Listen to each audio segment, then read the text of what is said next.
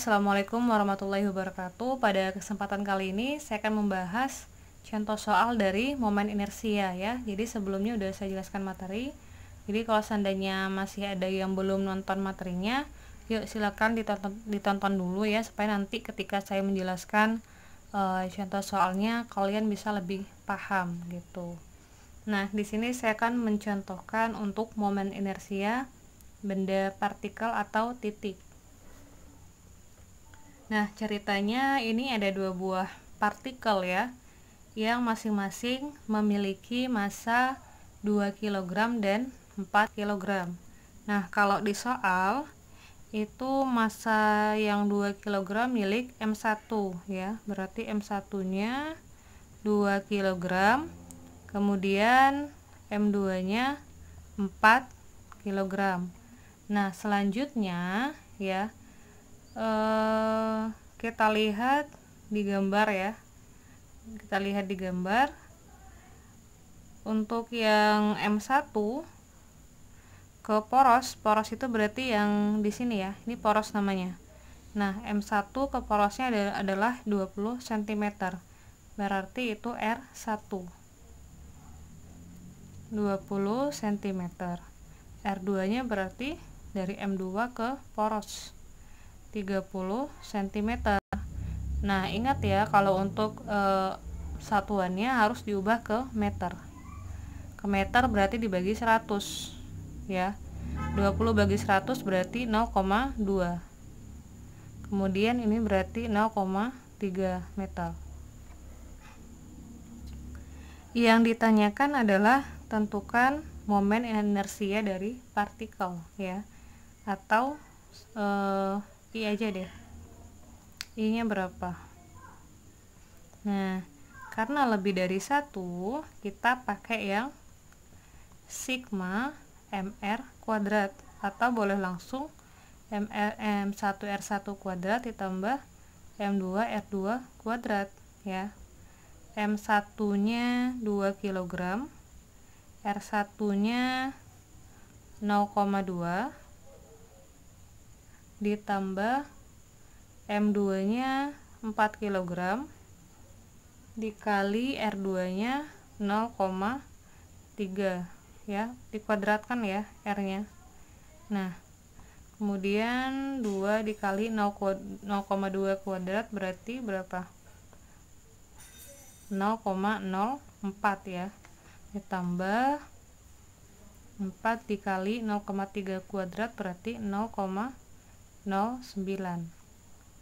Kita kalikan berarti 0,08 ditambah 0,36, diperoleh hasilnya adalah 0,44 ya, satuannya kilogram meter persegi. Oke, kita lanjut ke contoh soal yang kedua ya. Nah, jadi ceritanya ini ada sebuah sistem ya, yang terletak baik pada sumbu X maupun pada sumbu Y. Nah, pada sumbu X ada partikel A, B, C, dan D. A memiliki massa 2M ya, jadi langsung aja kita buat diketahuinya. Ada MA sama dengan 2M ya, kemudian MB 4M, MC 2M, dan MD nya 3M.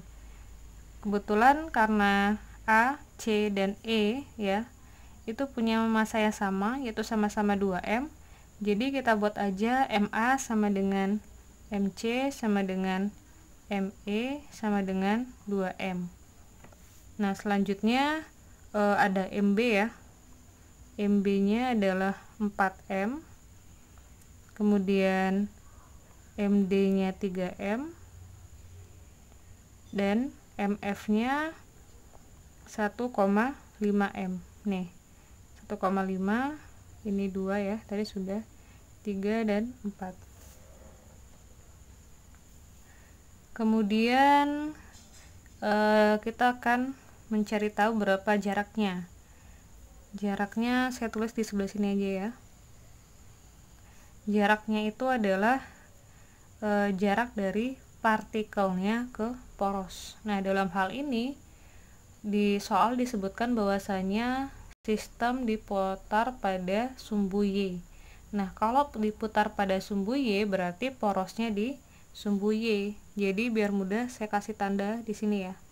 Nih, tanda panah melingkar, berarti dia porosnya di sana. Nah, kita tentukan dulu RA-nya. RA. A itu kan posisinya di sini nih, 2 di sini kan ya. Nah, jarak dari titik ini ke sini itu adalah disebut RA. RA-nya berarti 3R kan, dari sini ke sini nih, ke ujung sini ya. Itu disebut dengan 3R. Berarti RA-nya 3R. Lanjut B. Nah, B itu kan di sini. Ya, berarti dari B dari sini ke sini itu adalah 3/2R. Ini berarti RB ya. 3/2R. Kemudian ada C. Nah, C dia terletak ya di perpotongan sumbu X dan sumbu Y. Nah, berarti dapat dikatakan dia juga tepat berada di sumbu Y. Kalau dia tepat berada di sumbu Y, berarti RC-nya sama dengan 0 ya. Kenapa? Karena tidak ada jarak antara mereka. Nah, lanjut RD. RD-nya berarti dari sini ya, sini ke sini nih. Berarti 3R. Oh, ternyata sama kayak RA. Kita ganti aja nih ya. RA sama dengan RD. Nah, kemudian kita lihat lagi ternyata RD-nya 3R ya, RA juga 3R. RE-nya ternyata juga 3R nih. Ya, ini RD berarti ini RE ya. Ya, RD jarak dari si partikel di titik D ke porosnya. Berarti ini nih 3R. Kemudian sorry ya. Ini kan dia porosnya di sumbu Y ya, berarti salah, sorry. Berarti yang sama hanya RA dan RD yang 3R. Nah, RE ini kan juga tepat di sumbu Y, berarti sama dengan 0, sama kayak RC.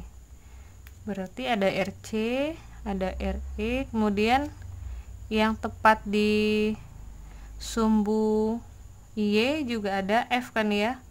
Berarti RF sama dengan 0. E nih, E, C dan F dia tepat di sumbu Y, makanya R-nya bernilai 0. Ya, karena karena R-nya bernilai 0, sudah dipastikan IC itu sama dengan IE sama dengan IF sama dengan 0.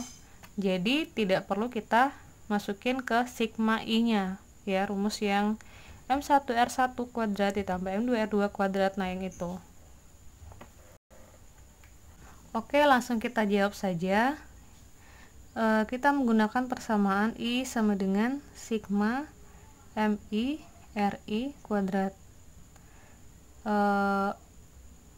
M1 nya kita ganti dengan MA ya, berarti MA RA kuadrat ditambah MB RB kuadrat. Nah, karena C nya ini R nya bernilai 0, udah pasti I nya juga 0 kan, berarti boleh nggak kita masukin tujuannya apa supaya nggak kepanjangan nulis persamaannya. Tapi kalau kalian mau nulis boleh sih, silakan. Kemudian D ada jarak gak nih? Oh, D juga ada ya, 3R, berarti MD RD kuadrat. Nah, kemudian E dan F juga 0, berarti udah cukup sampai segini aja. MA nya berapa tadi? 2M. RA nya 3R kuadrat ya. MB nya 4M. RB nya 3/2R. MD nya 3M. RD nya 3R ya, dikuadratkan. Ini juga kuadrat nih. Langsung kita hitung 2M 3R kuadrat, berarti 3 nya dikuadratin 9, R-nya dikuadratin jadinya R kuadrat, ditambah 4M, 3 dikuadratin 9 ya, per 2 dikuadratin berarti 9 per 4, R kuadrat ditambah 3M dikali 9R kuadrat. Oke, kita langsung kalikan angka yang di depannya ya, per kolom ini. 2 dikali 9 18 MR kuadrat, tambah ini karena 4-nya satunya di atas satunya di bawah ya, dan berada di satu tempat kayak gini, kita coret aja, berarti tinggal 9 ya, tinggal 9 MR kuadrat ditambah 3 kali 9 27 ya, MR kuadrat. Nah kalau udah kayak gini nih, karena nih variabelnya MR kuadrat, ini MR kuadrat dan MR kuadrat juga, langsung kita tulis saja MR kuadrat, kemudian tinggal kita jumlahin nih, 18 ditambah 9 berapa? 27 ya, tambah 27 berarti 54. Nah jawabannya 54 MR kuadrat. Satuannya apa?